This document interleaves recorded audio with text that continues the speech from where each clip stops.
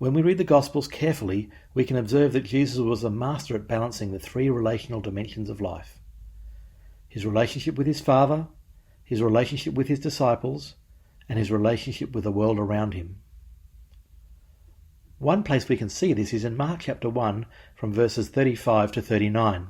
It says, "Very early in the morning, while it was still dark, Jesus got up, left the house, and went off to a solitary place where he prayed. Simon and his companions went to look for him, and when they found him, they exclaimed, 'Everyone is looking for you.' Jesus replied, 'Let us go somewhere else, to the nearby villages, so I can preach there also. That is why I have come.'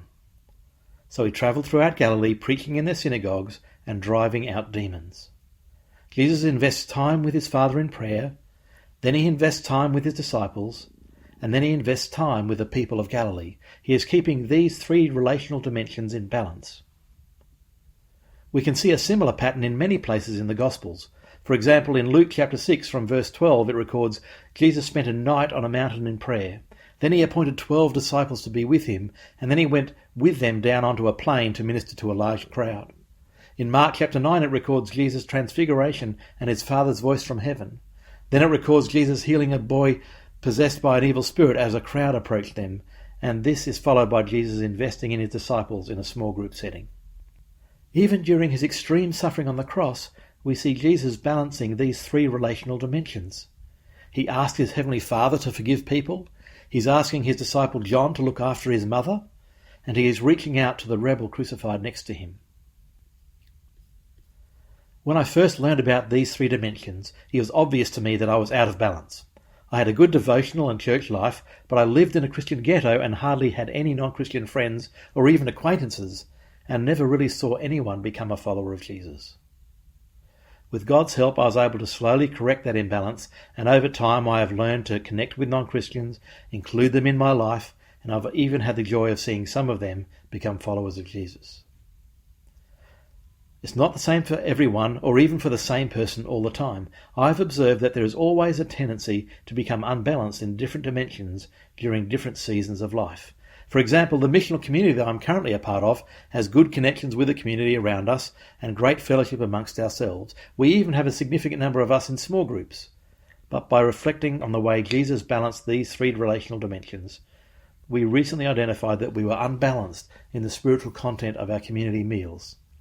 So over the last few weeks we have taken steps to correct that, and as a result we have been having more substantial spiritual conversations with people who connect with our group. Now, to help us remember these three relational dimensions, there is a simple shape, and it is the triangle. Each point of the triangle represents one of these relational dimensions. The up dimension is our relationship with God. The in dimension is our relationship with other Christians. The out dimension is our relationship with the world around us. This triangle works as a picture, reminding us that there are three relational dimensions to life. It also works as a mirror that helps us diagnose where we are out of balance. And then it acts as a window, helping us to see what our life could be like if it was more relationally balanced. This triangle is a great reflective tool, and we can apply it to our individual lives to figure out where we are out of balance. We can also apply it to our family, our small group, our missional community, and even our church as a whole. Most of the time we will tend to be strong in one dimension, okay in a second dimension, and weak in a third dimension. When we have identified a dimension that is strong, we can reflect on why that is so and can celebrate it. When we have identified a dimension that is weak, we can reflect on why that might be and begin to cooperate with God to form a plan to strengthen that dimension. Because if we or our small group or our church is strong in the up and the in, but weak on the out, we will be ineffective.